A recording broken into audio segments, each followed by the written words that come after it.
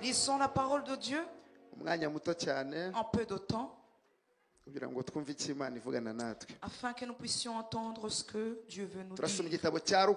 Nous allons lire l'évangile selon Luc, chapitre 18.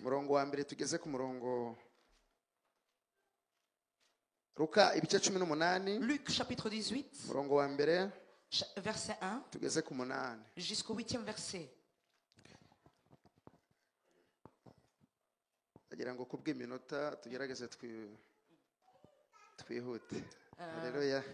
raisons de temps, nous allons aller plus vite. Arababwira ati hariho umucamanza mu mudugudu umwe utubaha Imana ryite ku bantu. Muri uwo mudugudu harimo umupfakazi aramusanga aramubwira ati ndengera ku mwanzi wanjye. Amara iminsi atemera, ariko aho ageze aribwira ati nubwo ntubaha Imana kandi sinite ku bantu, ariko kuko uyu mupfakazi anduhije ndamurengera ngo adahora aza iminsi yose akandushya. Nuko umwami Yesu arabaza ati ndimwumvise iby'umucamanza ukiranirwa yavuze. Ubwo bibaye bityo Imana se yo nizarengera intore zose zitakira ku manywa na nijoro? Mbese yazirangarana? Ndababwira yuko izazirengera vuba, ariko umwana w'umuntu naza mbese azasanga kwizera kukiri ku isi. Amen. Kubivuga muri France byore kugira ngo tu.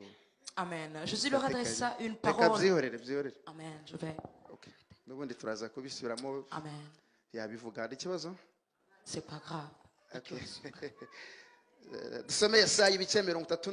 Nous allons lire dans Ésaïe 38, du 1er au 5e verset. Ésaïe 38, 1 à 5. Muri iyo minsi Hezekiya ararwara yenda gupfa. Bukeye umuhanuzi Yesamwe na Mose aramusanga aramubwira ati Uwiteka aravuze ngo tegeka iby'inzu yawe kuko utazakira ahubwo ugiye gutanga no gupfa ku bami.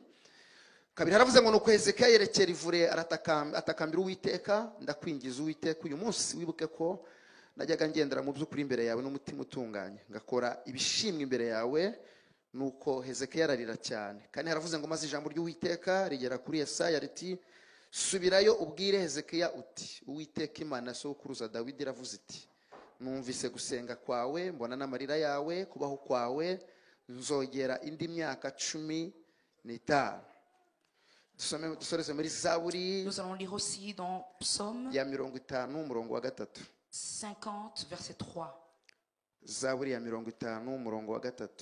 Psaume 50, verset 3. Haravuze ngo Imana yacu izaza ye guceceka, imbere yayo umuriro uzakongora, umuyaga w'ishuheri uzayigota. Katwakire neza ijambo ry'Imana.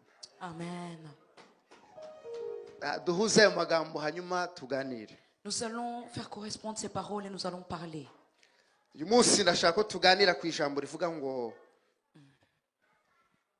ndakubwira intwaro. Aujourd'hui je voudrais parler des armes. 8 armes zagufasha qui peuvent t'aider kugera ku masezerano yawe, d'accéder à tes promesses. Est-ce qu'il y a quelqu'un qui n'a pas une promesse de Dieu? Y a-t-il quelqu'un qui n'a pas une prophétie sur sa vie? Les promesses sont différentes. Il y a des promesses que nous obtenons grâce à Dieu. Et nous avons aussi des promesses en nous. Avoir des projets, des rêves. Et tu penses que tu vas arriver à faire quelque chose. Et tu le crois fermement avec ton cœur. Mais toute chose, tu ne peux pas l'obtenir comme ça. Il y a des conditions. Tu ne dormiras pas et avoir de l'argent. L'argent va venir. C'est que tu dois d'abord travailler. Si tu es paresseux, il y a des choses que tu ne peux pas avoir dans la vie. Mais quand tu aimes travailler, il y a des choses que tu obtiens. Travailler, premièrement, c'est dans la tête. Alléluia. La première manière d'agir, c'est dans la tête. Quand quelqu'un aime travailler, toujours, il a toujours des pensées qui sont vastes.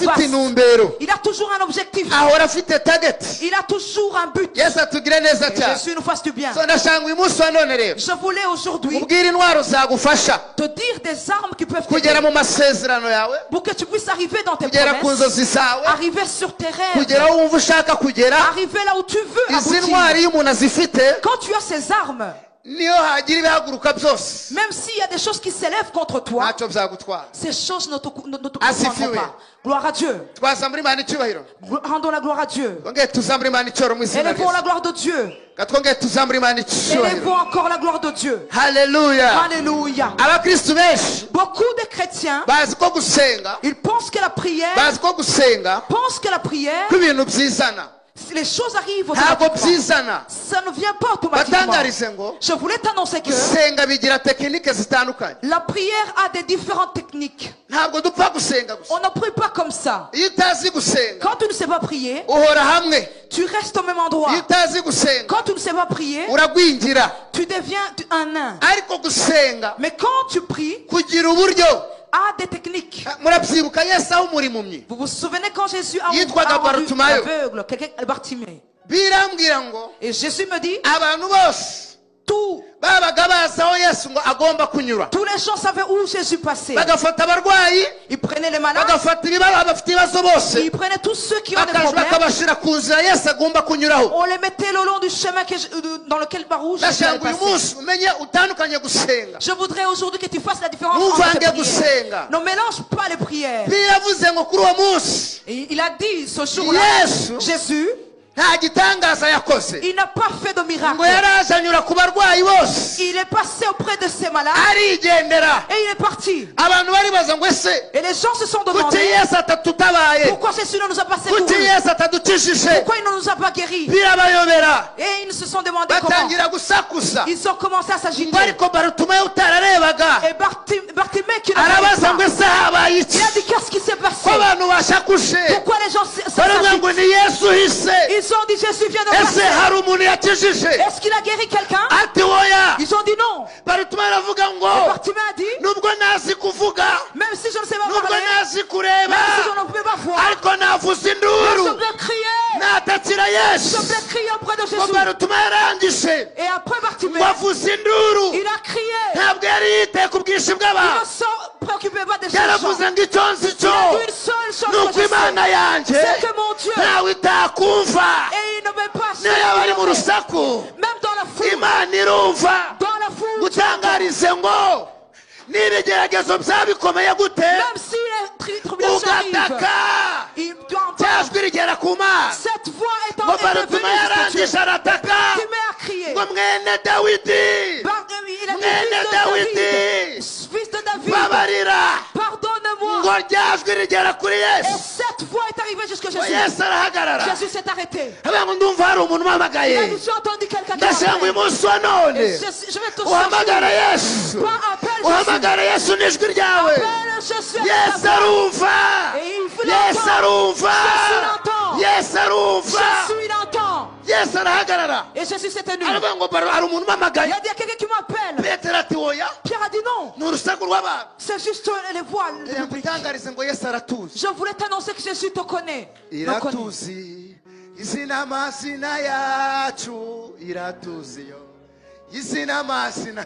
Alléluia.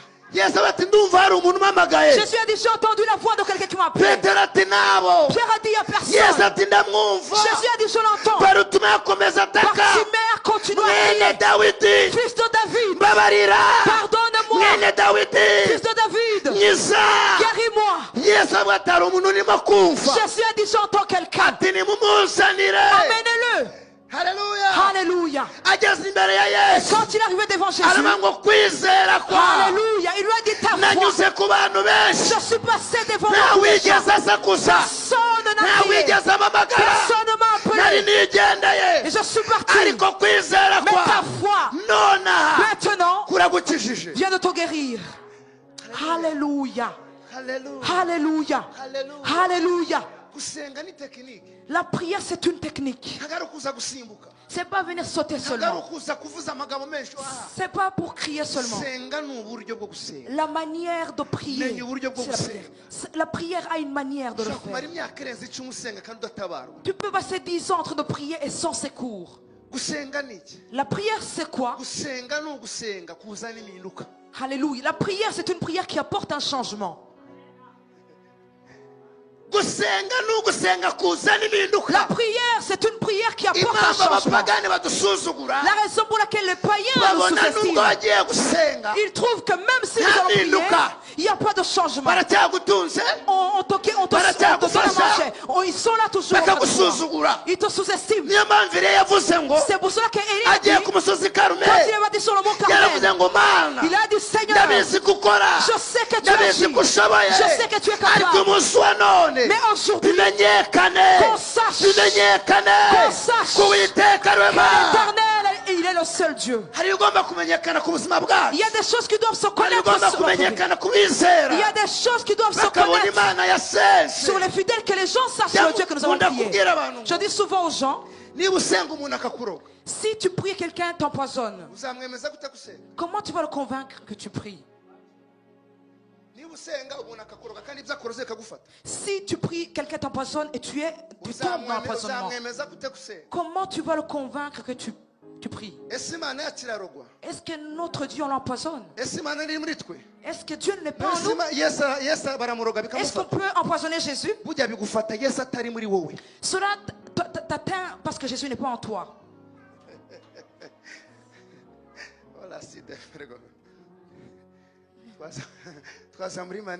Est-ce qu'on peut élever la gloire de Dieu?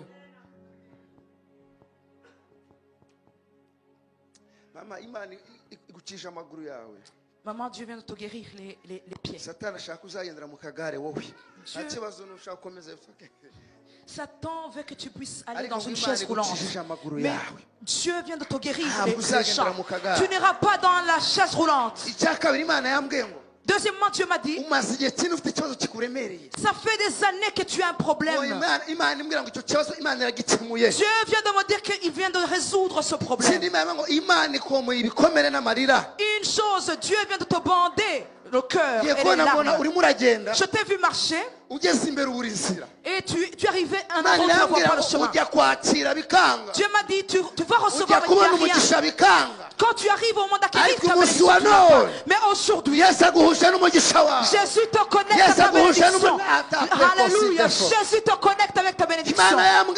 Dieu m'a dit, il te donne la valeur comme les autres. Il te donne la parole comme les autres. Il te donne à vivre comme les autres. Il m'a dit que tes œuvres ont été montées jusqu'à Dieu. Est-ce qu'on peut élever la gloire de Dieu? Est-ce qu'on peut élever la gloire de Dieu? Cette fille qui porte un habit, un pull noir, Lolita qui est derrière. Je vais mettre quelques affaires comme ça. On va continuer avec la parole. Dieu m'a dit, il veut que tu sois sauvé. Est-ce qu'elle m'entend?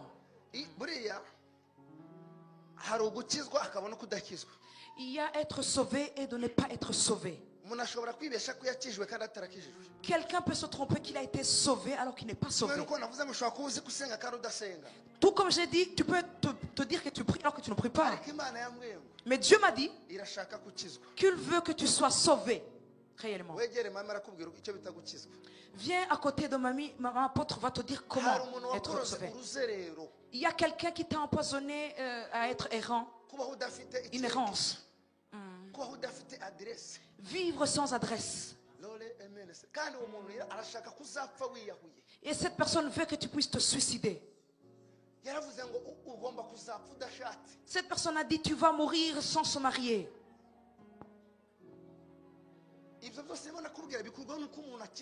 Toutes ces choses sont enlevées par entrer dans le salut. Il y a des gens qui pensent que être sauvé c'est notre intérêt. Non, c'est notre intérêt.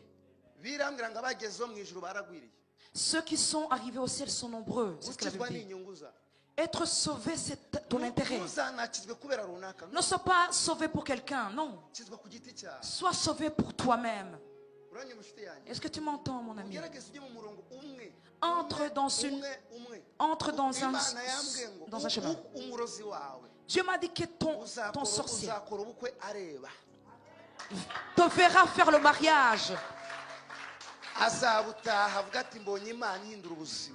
Ton sorcier verra que tu vas te marier et il dira qu'il y a Dieu. La première chose, sois sauvé réellement. Sois sauvé. Deuxième chose, Satan, il a fermé ta procédure d'obtenir des papiers. Tu devrais avoir des papiers normalement. Mais il a fermé cela. Mais tu vas avoir ces papiers l'année prochaine. Revenons. Que Dieu soit loué. Que Dieu soit élevé. La première arme qui va t'aider d'acquérir tes promesses, c'est une arme qu'on appelle insister auprès de Dieu. Insister auprès de Dieu, c'est comme si tu supplies. Si tu veux la bénédiction, si tu veux entrer dans tes promesses, prie avec insistance. Et les gens, je ne sais pas comment ils sont devenus. Ils peuvent supplier un homme. Ils savent comment cajoler un homme. Mais ils ne savent pas insister auprès de Dieu. Quand tu veux un service de quelqu'un, tu essaies un petit peu de le traiter, de lui dire, tu le cajoles. Tu viens t'agenouiller devant lui et tu lui dis bonjour. Tu essaies de lui dire ça va, parce que tu veux obtenir quelque chose. Et Dieu aussi, il est de même manière. Si tu veux arriver à tes promesses, insiste. Essaye d'insister. Viens le chercher doucement. Dis-lui des bonnes paroles. Dis-lui qui est capable. Dis-lui qui guérit. Alléluia. Insister devant Dieu. Si tu veux obtenir la bénédiction, insiste auprès de Dieu. Insiste encore. Essaye de le supplier. Il y a une femme qu'on appelle Anne. Elle n'avait pas d'enfant. 1 Samuel 1. Elle n'avait pas d'enfant. Elle avait qui s'appelait et il lui disait de mauvaises paroles. Et elle lui disait tu mourras sans enfant. Quand nous sommes dans des tribulations, les gens ont la parole sur nous. Ils disent ce qu'ils veulent. Ils font ce qu'ils veulent. Mais nous qu'on sache un secret. Quand ils vont parler, quand ils vont se moquer de nous, agenouillons devant le Seigneur. Parce que dans la prière, ce qui est impossible devient possible. Dans la prière, tout ce qui est mort ressuscite. Dans la prière, les portes fermées s'ouvrent. Dans la prière, nous sommes qui reviennent dans la prière. Nous obtenons la force de force. Et il a dit à Anne, tu mourras sans enfanter. Mais Anne savait comment insister.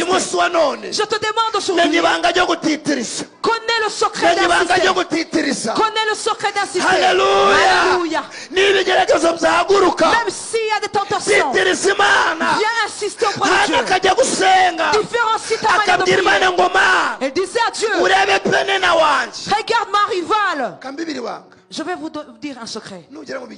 Quand tu vas arriver dans des épreuves, les épreuves sont différentes. Peu importe les épreuves que tu traverses, va montrer ces épreuves à Dieu.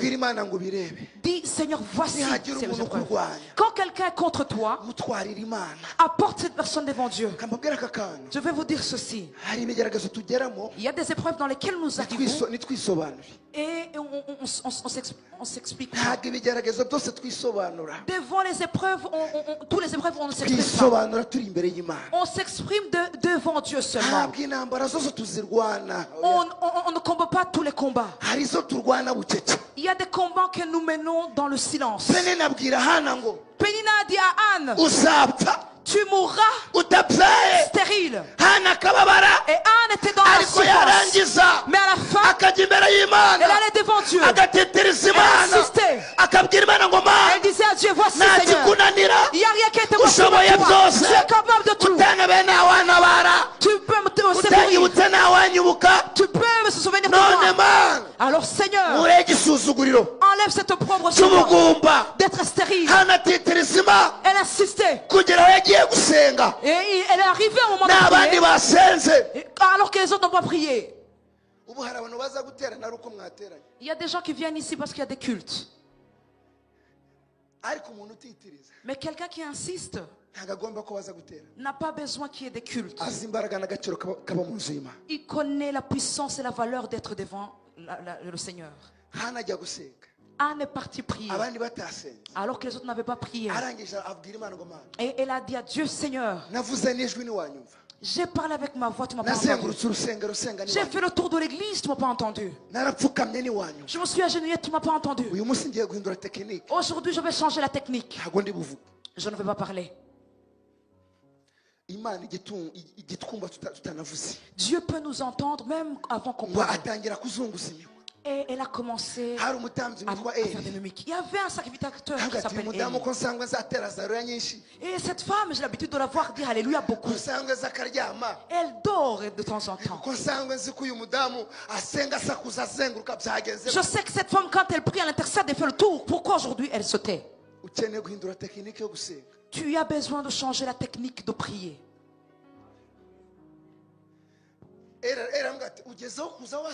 Et il lui a dit, tu es venu en étant ivre. Dans la maison de Dieu, tu es ivre. Des fois, nous rencontrons des épreuves. Et les gens pensent que nous sommes ivres. Des fois, nous rencontrons des situations. Et les gens pensent que nous sommes fous. Mais ce n'est pas grave. Il y aura un jour où ils sauront qu'on n'était pas fous. Il y a un jour où ils sauront qu'on était normaux. Paul a dit, nous sommes comme des insensés. C'est comme si nous sommes des gens qui ne sont pas instruits. Mais nos prières font vivre. Alléluia, alléluia. Alléluia. Elle a dit à Anne, t'as pas honte? Tu es venu ici étant ivre?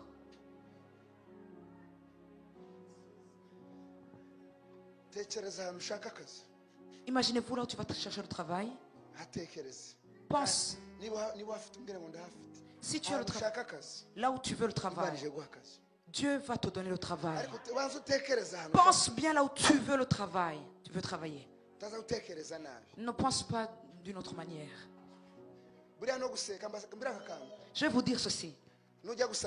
Quand tu vas demander à Dieu, amen, prends un papier et écris, pour ne pas demander de la mauvaise manière. Il y a des gens qui ne savent pas comment demander. Et après tu te dis, ah, j'ai oublié de dire ça. Prends un papier, écris. Ce qu'on demande, ce que Dieu nous donne. Alléluia. Il y a un homme qui a mal demandé. Il a dit, si tu me donnes même un code. C'est comme si tu es ici en Europe, tu trouves que c'est vraiment spécial. Et tu dis, être ici en Europe, ça coûte cher. Devant Dieu, il n'y a rien qui est coûteux. Il n'y a pas de miracle devant Dieu. À Kigali,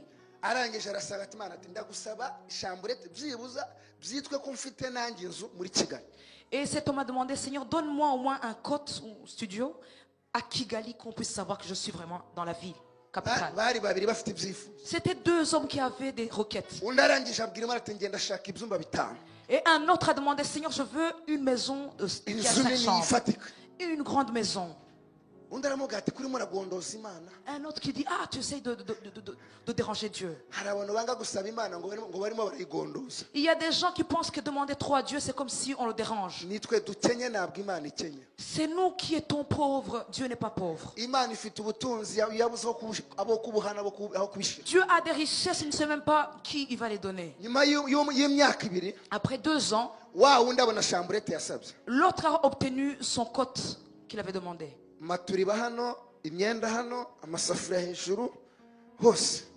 Matelas ici, les casseroles en haut, tout au même endroit. Quand il se tournait dans son lit, il y avait des casseroles qui partaient. Et l'autre, Dieu lui a donné une maison de 5 chambres. Et ils se sont visités. L'autre a rendu visite à celui qui était dans un côte et dit, tu es normal.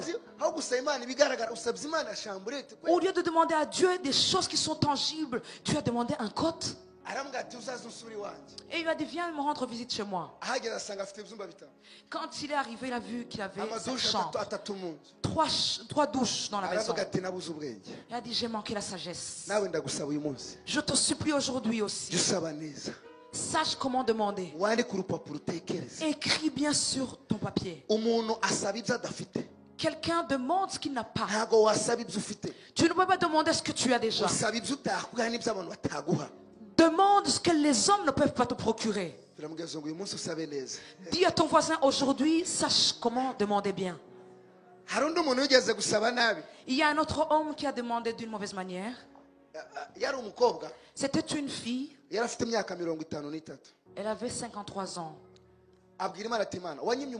Elle a dit à Dieu, est-ce que tu ne m'as pas donné un homme? Et Dieu lui a dit, je vais te donner un homme. Et elle a dit, pourquoi tu as tardé à me le donner? Et Dieu m'a dit, je te donnerai cet homme. Et quand elle a eu 53 ans, elle a dit, Seigneur, pardonne-moi. Donne-moi au moins un homme et que je meure le jour du mariage au moins.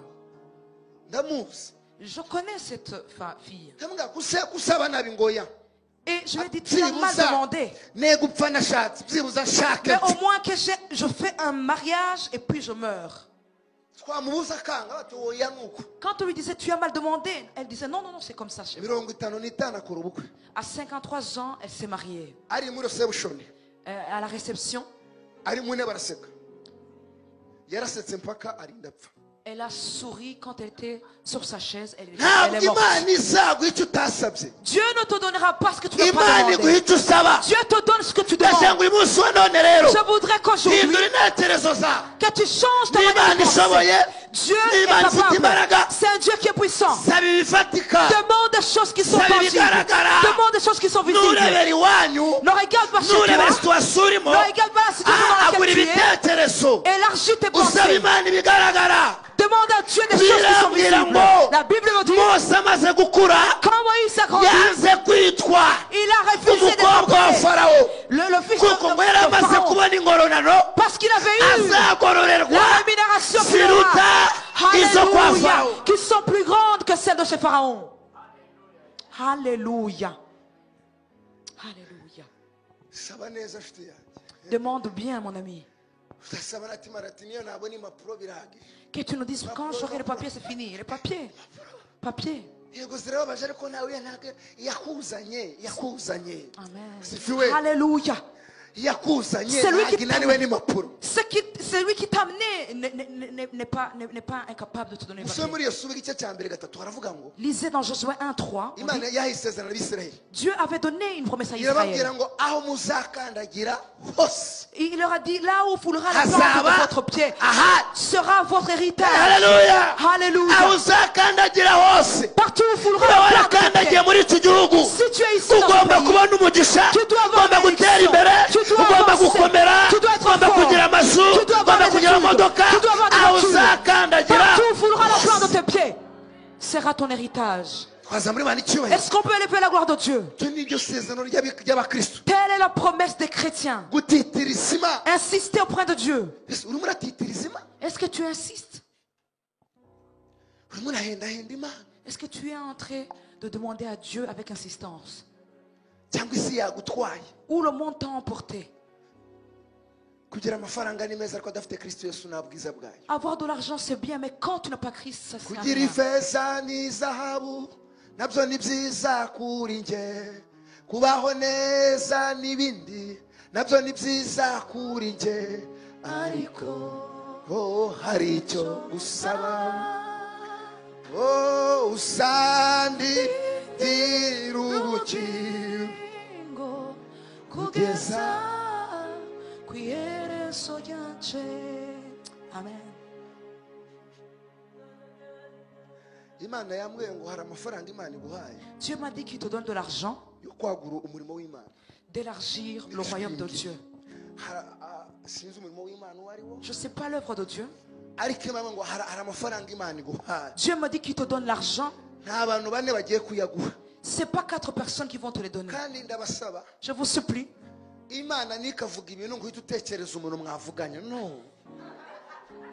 Quand Dieu te dit une promesse, ne regarde pas quelqu'un à qui vous avez affaire. J'aime les gens.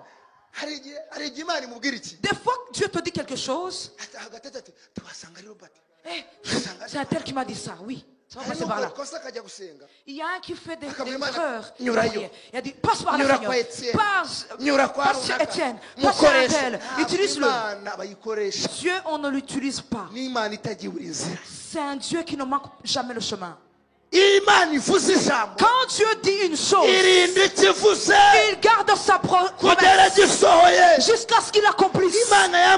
Voici, Dieu m'a dit, il y a une somme d'argent que tu vas obtenir pour élargir le royaume de Dieu. Il y a 5 conférences que Dieu vient de t'ouvrir. En Amérique, tu vas faire 3. Au Canada aussi. Et ailleurs aussi que je voyais. Mais l'argent que Dieu te donne. Et beaucoup de gens seront sauvés, c'est le plan de Dieu. Les gens vont se repentir et être sauvés sans que tu le dises quoi que ce soit. C'est ce que Dieu me dit. Encore.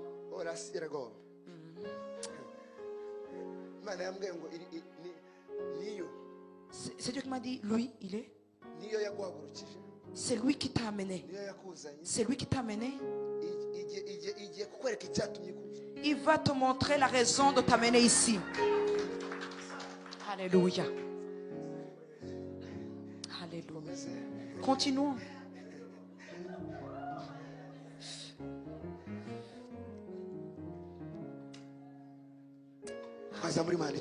Est-ce qu'on peut lever la gloire de Dieu?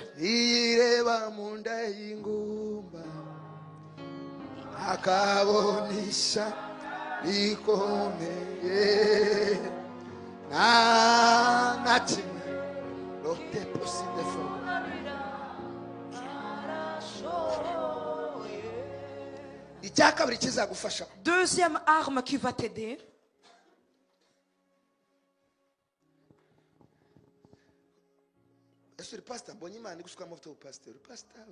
Tu es pasteur.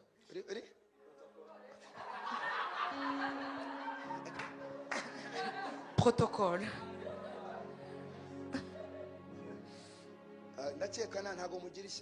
Vous n'avez pas de jalousie, j'espère. Ou vous n'allez pas être irrité.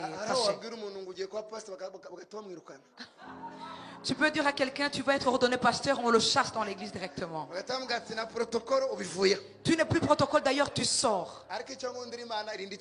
Amen. J'aime Dieu parce qu'il garde sa promesse. Alléluia. Dieu vient te oindre. Écoutez ces paroles. Voici ces paroles. Si tu es chrétien ici, je ne sais pas si tu es quelqu'un qui est passager. Mais voici ce que Dieu me parle. Dieu va t'élargir et t'élargir encore. Et tu seras ordonné comme pasteur. Tu seras ordonné ici dans cette église. Mais tu ne vas pas servir Dieu dans cette église. Avec la vision de l'apôtre, elle va t'amener là où tu seras béni dans cette église. Une grande bénédiction. waramuka uzamutse bakohereje ukatangira tukakubura ukakora ibi uzagerwaho umuvumo. Si tu pars et tu fais autre chose qui est à côté de la volonté de Dieu, tu seras maudit. Écoutez ces paroles.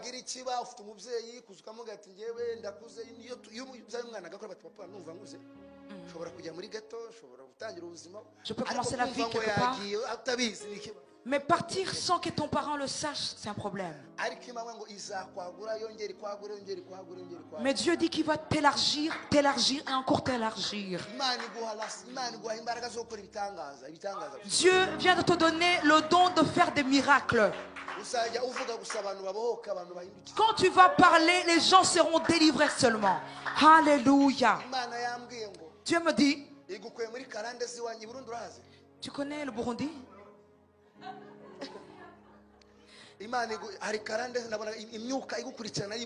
Je voyais des esprits du Burundi qui te suivent. Mais je viens de voir l'ange de Dieu qui envoie. Et il a coupé ses esprits. Dieu vient de délivrer ta vie. Tu es devenu béni. Tu es chanceux. Alléluia. Les choses des papiers sont déjà là. Des papiers sont là. Alléluia. Amen. Deuxième chose qui va t'aider à arriver dans tes promesses. Prier sans se lasser. Si tu veux obtenir la bénédiction, si tu veux être large, si tu veux accéder à tes promesses, priez sans cesse. Ésaïe 61, au verset 6 et 7, ceux qui en rappellent à l'Éternel, ne vous lassez pas, ne vous taisez pas. Si tu veux avoir la bénédiction, prie sans cesse. Prie sans cesse. Priez sans se fatiguer. Tu pries Dieu. Et tu pries Dieu. Anna a prié. Elle priait sans se fatiguer. Prie sans cesse. Priez sans se fatiguer. Quand quelqu'un ne sait pas prier, il y a quelqu'un qui, quand il va arriver à prier, il n'a rien à dire. Et quand tu parles des choses normales, tu as les paroles. Quand tu es en train de faire du commérage, ça arrive. Mais devant le Seigneur, tu dis, je n'ai pas quoi dire. La raison pour laquelle tu manques de quoi dire, pourquoi? C'est parce que tu ne restes pas au pied de Dieu et prier. Quand un enfant vient de naître, il dit non. Et il continue à parler, il apprend. Prier sans se lasser. La Bible dit, il y avait un juge qui était dans une ville et il n'honorait pas Dieu. Dieu vient de te guérir dans ton ventre, maman. Tu as un problème au niveau du ventre. Dieu vient de te guérir le cancer. Alléluia. Jésus vient de te guérir. Alléluia. Jésus vient de te guérir. Alléluia.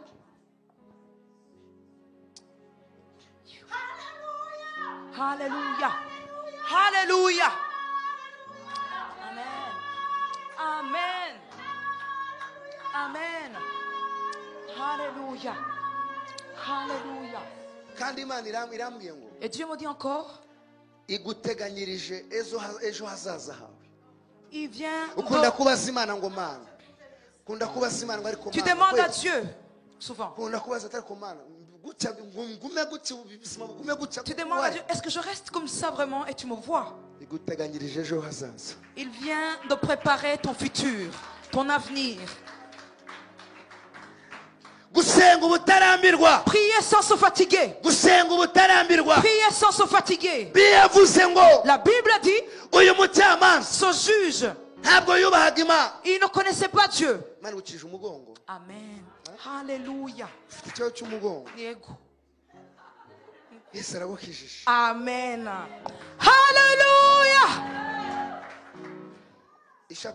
David.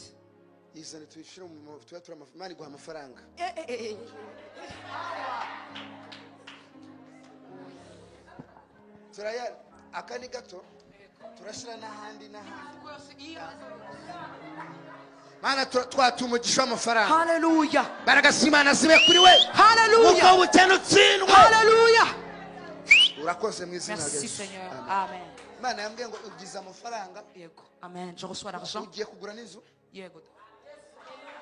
Je vais acheter une maison.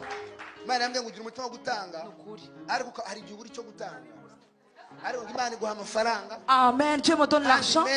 Beaucoup d'argent. Alléluia. Ego, une grande maison. Amen. Alléluia. Une maison villa. Amen.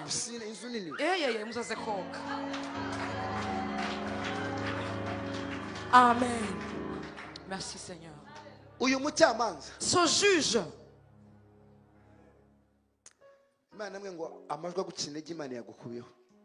Amen.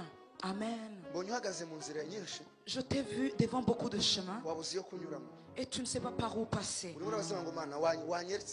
Et tu demandes à Dieu de te montrer le chemin.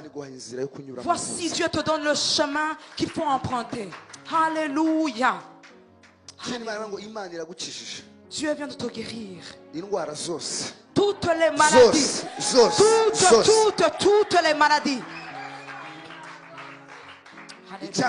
Deuxième chose, Dieu m'a dit, partout où tu voudras aller, alléluia, Dieu te donne la clé. Il ouvre. Voici, Dieu vient d'ouvrir. Une autre chose, Dieu me dit, tu n'auras plus de vertige. Ne t'inquiète pas. Jésus vient de faire quelque chose. Il y a quelque chose que Jésus vient de faire. Jésus vient de faire quelque chose. Troisième arme. Troisième chose qui va t'aider à accéder à tes promesses, c'est de fixer sur Dieu et non sur les gens.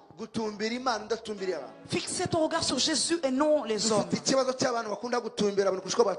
Nous avons des gens qui regardent les gens au lieu de regarder Dieu. Quand il y a des gens qui vont prier sur des montagnes et ils vont avec les gens. Porte Dieu et non les hommes.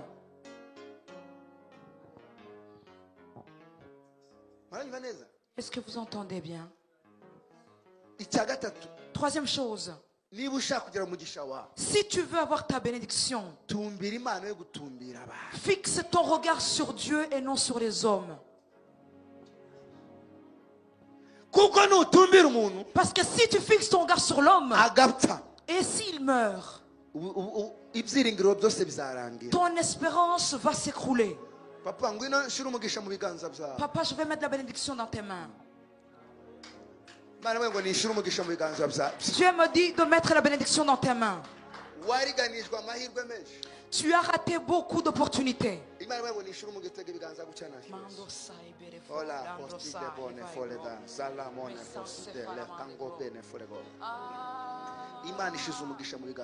Alléluia.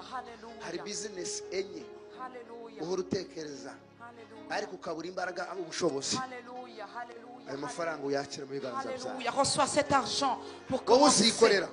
Tu vas être indépendant. Tu vas être indépendant bientôt. Tu ne pourras pas travailler. Alléluia.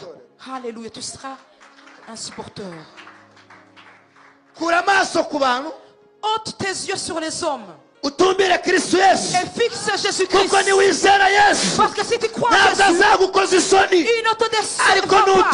Mais si tu fixes sur un homme va te décevoir, il va t'abandonner, il va sortir, il va te manquer ton temps. Ôte tes yeux sur les hommes et mets-les sur Jésus, Dieu. Vous savez que quelqu'un peut t'aider, que tu lui demandes ou pas, mais après ça devient un problème. C'est moi qui t'ai aidé, c'est moi qui t'ai fait ça. Tu es devenu un pont pour qu'il puisse avoir la bénédiction. Ne pense pas quand quelqu'un use de bonté envers toi que c'est pour lui-même, c'est Dieu qui est en lui. Sans Dieu, cette personne ne peut pas t'aider. Si tu fixes ton regard sur Dieu, Dieu va te qualifier et il va te qualifier auprès des gens. Quand tu vas vivre il va te donner la valeur aux yeux de ceux qui ne le souhaitent pas. Alléluia. Alléluia. Alléluia. Alléluia. Alléluia. Alléluia. Quatrième chose qui va t'aider à accéder à ta bénédiction, ne pas donner le temps à ceux qui à des choses qui te découragent.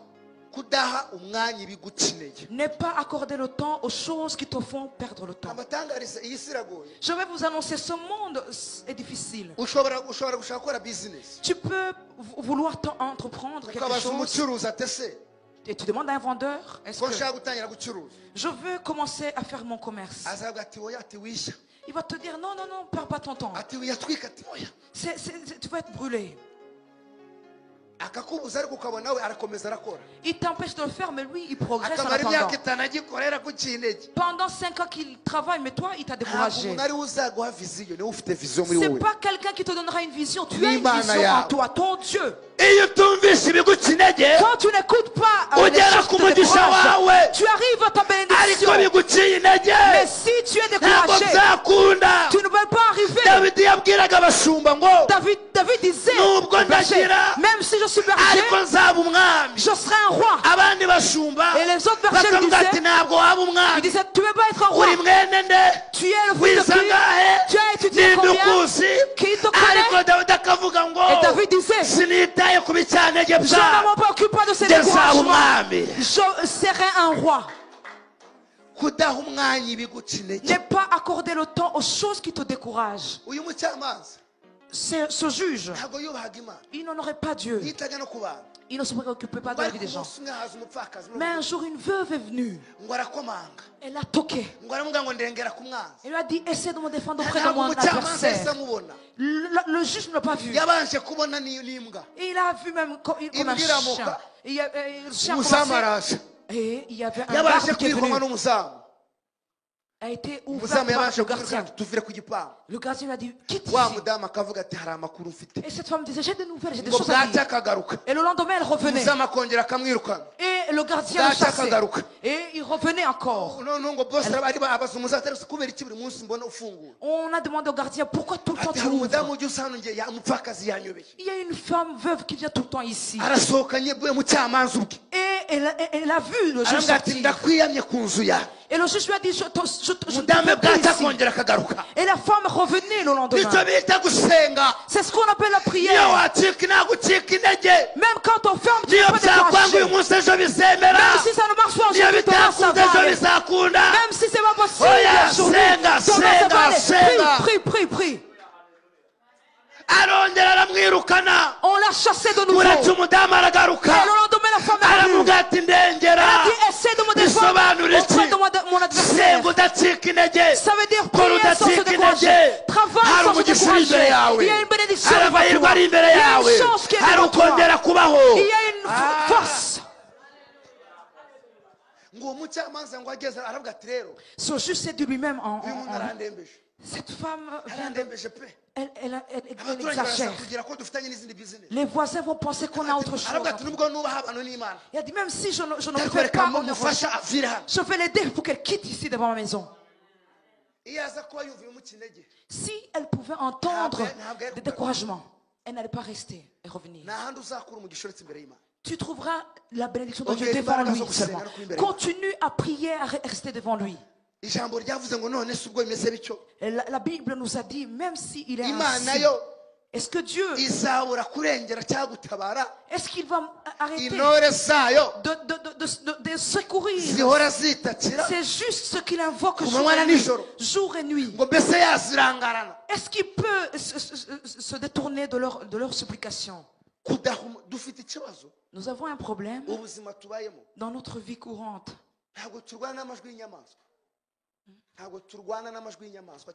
On ne lutte pas contre les voix des animaux. Nous combattons avec les voix des hommes, des gens, qui ne nous fortifient pas mais nous découragent tout le temps. Et tu dis à quelqu'un, comment on peut avoir des papiers ici? Il te dit, ah, tu n'auras même pas les papiers.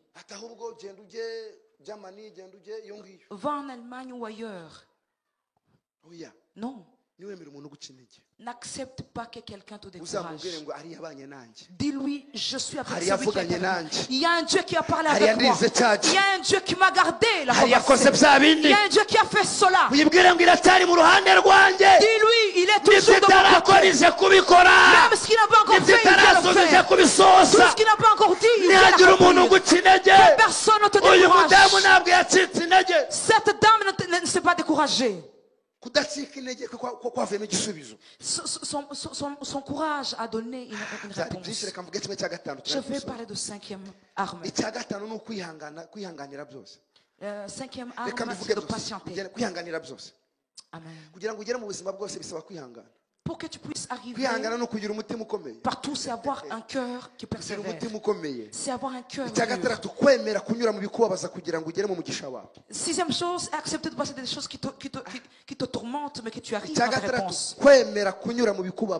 Passer dans des choses qui te font mal pour arriver à ta bénédiction. Les gens pensent que les choses arrivent comme ça seulement. Écoutez bien ceci. Quand Dieu nous donne la promesse, la prophétie, on se réjouit. Oui, c'est vrai. Et nous pensons que ça va arriver directement. Non, c'est pas comme ça. Quand Dieu parle, il y a un temps de Satan d'agir. Il commence à lutter contre ce que Dieu a dit. Et tu commences à dire, est-ce que Dieu m'a abandonné ou pas? Job 23, 8 a dit, j'ai été devant, je ne l'ai pas vu.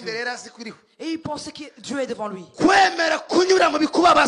Accepter de passer dans des choses qui te font souffrir pour que tu puisses arriver dans ta bénédiction. Passe des nuits où tu travailles sans reposer, mais que tu puisses entrer dans ta bénédiction.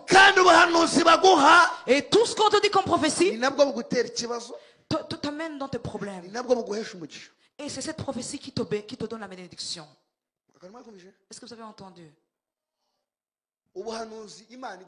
La prophétie que Dieu te donne, c'est elle qui t'éprouve et c'est celle aussi qui te bénit. Avant que Joseph rêve, il n'avait aucun problème. Est-ce que vous m'entendez? Avant que Joseph ait un songe, il n'avait aucun problème. À ton voisin, est-ce qu'avoir un rêve c'est un problème? Est-ce que même voir c'est un problème? La vision c'est un problème. Quand il a eu un songe, il leur a dit à ses frères, et il voyait des sons dormir, et il a commencé à lutter contre lui. Ils ont comploté contre lui. Et on l'a vendu. Il a été éprouvé. Il a été emprisonné. Il est sorti comme... Il a été haï par qui? Par ses frères. Ton ennemi ne vient jamais de loin. C'est celui que tu as accordé ta confiance. C'est celui à qui tu as donné tout. Je vais vous demander ceci. Parle, mais avec modération. Toute ta vie, quand tu parles, essaye de tu dois modérer parce que tu ne sais pas qui tu t'es donné, à qui tu parles. Sachez toujours qu'un homme est toujours un homme et restera un homme. Si tu ne sais pas garder ton secret, va le dire à Jésus. Et dit, Jésus, je ne sais pas le garder pour moi-même, je te le donne.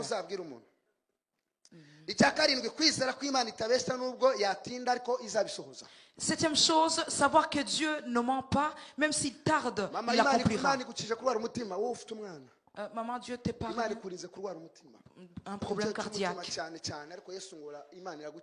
Dieu vient de te guérir. Deuxième chose, les gens reviendront vers toi. Les gens reviendront vers toi. Ce n'est pas à toi d'aller vers eux. Je te vois dans des festins autour des gens. Je te vois avec des gens qui te demandent pardon dans ces moments-là. Dieu m'a dit que tes ennemis vont venir devant toi te demander pardon. Alléluia. Dieu vient de te fortifier dans ta famille. Tu seras un pilier. Beaucoup seront bénis grâce à toi, à travers toi. Huitième chose, se repentir et laisser. Une huitième arme qui va t'aider à accéder à ta bénédiction, c'est de se repentir. Jacques 5, 16. Il a dit, confessez vos péchés afin que vous soyez sauvés. La prière d'un juste a une grande efficacité s'il prie avec insistance. Mais vos péchés, Proverbe 18, 17, il dit, j'aime ceux qui m'aiment et ceux qui me recherchent sans cesse, ce sont eux qui me verront. Se repentir et laisser abandonner toute ta vie.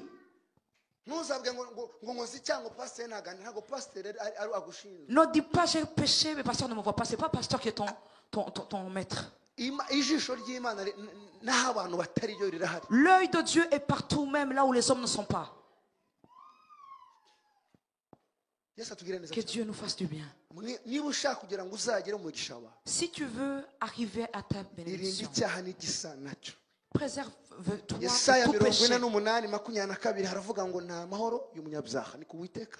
Ésaïe 48, 22, il dit, il n'y a pas de paix pour un pécheur. Écoutez bien ceci.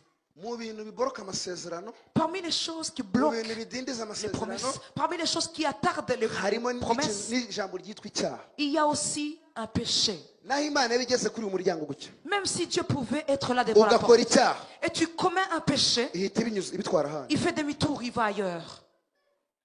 Si tu veux avoir la bénédiction, préserve-toi du péché. S'il y a un péché qui te semble difficile à abandonner, demande à Dieu la force de vaincre ce péché.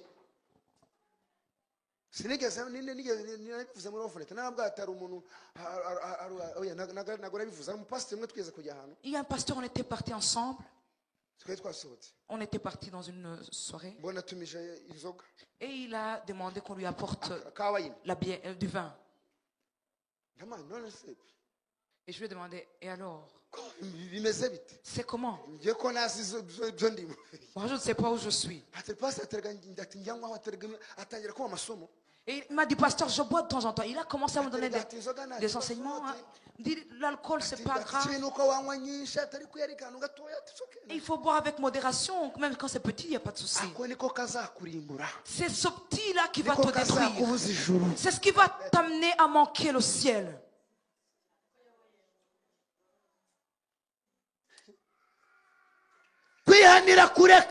Se repentir et laisser.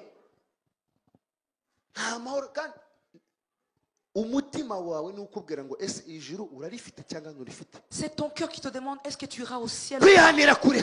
Quand tu te repentis, tu laisses, tu abandonnes.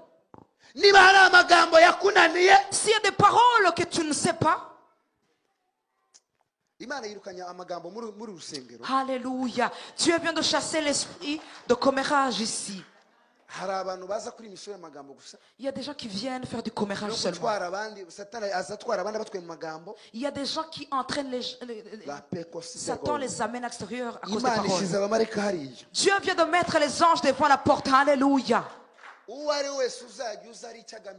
Toute personne qui viendra dans une autre mission va attraper un rien.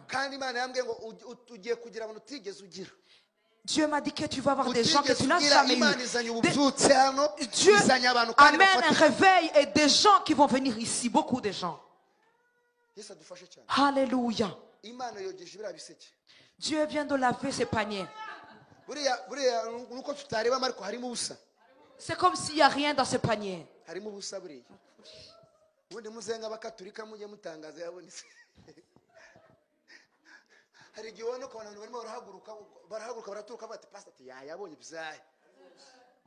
Des fois, on voit des gens qui viennent offrir et on pense qu'il y a beaucoup, mais rien. Moi, j'ai 1500 chrétiens. Des fois, tu vois une ligne et les gens se disent, pasteur, aujourd'hui, il a eu beaucoup d'offrandes. Il n'y a même pas plus de 20 000. Des pièces. Sérieusement, depuis que j'ai commencé l'église, je n'ai jamais eu le loyer pour l'église. Je cherche toujours le loyer. Et je paye beaucoup. Presque 500.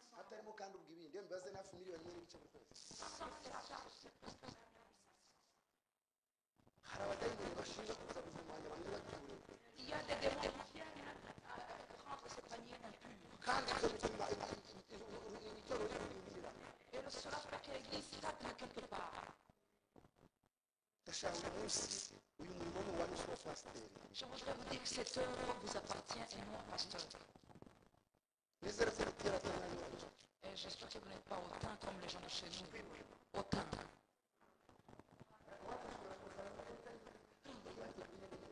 Chez nous, on peut voir quelqu'un qui arrive, la table n'est pas bien rangée, la chaise n'est pas propre. Si elle est décousue, essaie d'acheter une autre. Cette œuvre vous appartient et non. Vous devez prier pour elle. Vous devez être à côté d'elle. Vous l'aidez à évangéliser. Se repentir. Dieu vient de rendre pur ses paniers. Si tu n'offres pas ton offrande, Dieu apporte des gens qui vont offrir. Il n'y a pas de... Il y a des gens qui pensent s'ils n'agissent pas, les autres ne feront pas. Il y a des gens qui vont agir.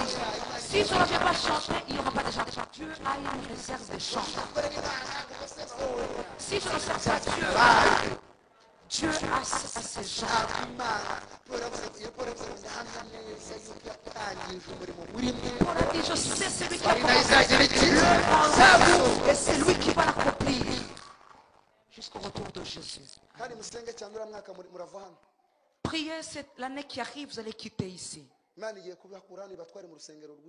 Dieu va vous amener dans une belle église. Amen. Il y a une autre onction que Dieu te donne. Même si les gens ont essayé d'empêcher cette onction d'agir. Mais comme ce n'est pas eux qui t'ont donné cette onction, se repentir et laisser que Dieu t'aide, que tu te repentisses ces péchés dans lesquels tu te baignes dedans, que Dieu t'aide, que tu lâches. Dieu vient d'amener les gens qui vont œuvrer dans le ministère. Je le dis en avance. Vous aurez une chorale qui dépasse les chrétiens. Alléluia. Alléluia.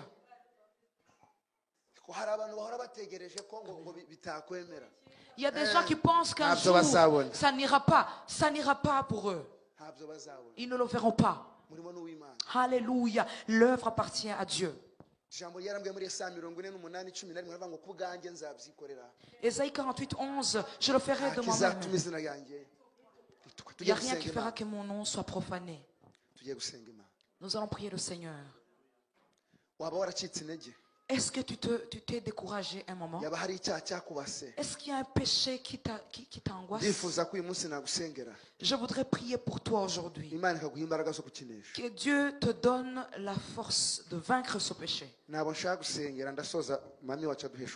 Je voulais terminer par la prière que je ferai à ces gens. Et maman apôtre aussi va terminer avec une prière. Nous acceptons ton onction, maman. Au-dessus de tout ce que j'ai dit, tu vas nous bénir. Nous voulons ta bénédiction. Amen. S'il y a quelqu'un qui a un péché que tu n'arrives pas à vaincre ou tu es découragé, il n'y a pas de peur. Lève-toi là où tu es, que Dieu te donne la force de vaincre ce péché. Il se peut que tu ne pries plus comme tu le faisais avant, ou tu ne jeûnes plus comme avant. Tu ne donnes plus ta dîme comme il faut. Tu ne sais pas remercier Dieu. Viens ici devant, on va prier. Viens ici devant, nous allons prier. Viens, je viens prier pour toi. Paul a dit, je prie tout par Jésus-Christ qui me donne la force, qui me fortifie. C'est Dieu qui nous rend capables. Au lieu de rater le ciel, nous souhaitons d'avoir le ciel d'entrée. Lève tes mains. Dis, Seigneur Jésus, dès aujourd'hui, je m'humilie par ta parole. Pardonne tous mes péchés. Dès aujourd'hui, que tu me laves avec le sang de Jésus et efface-moi dans le livre des pécheurs. Inscris mon nom dans le livre de tes enfants. À partir d'aujourd'hui, tout ce qui venait loin, je viens de dire au revoir à tout cela. Dès aujourd'hui, je suis une nouvelle créature. Seigneur, donne-moi la force de vaincre ce qui me vainc. Dès aujourd'hui, que ta gloire, que ta lumière puisse éclairer. Alléluia. Alléluia. Alléluia.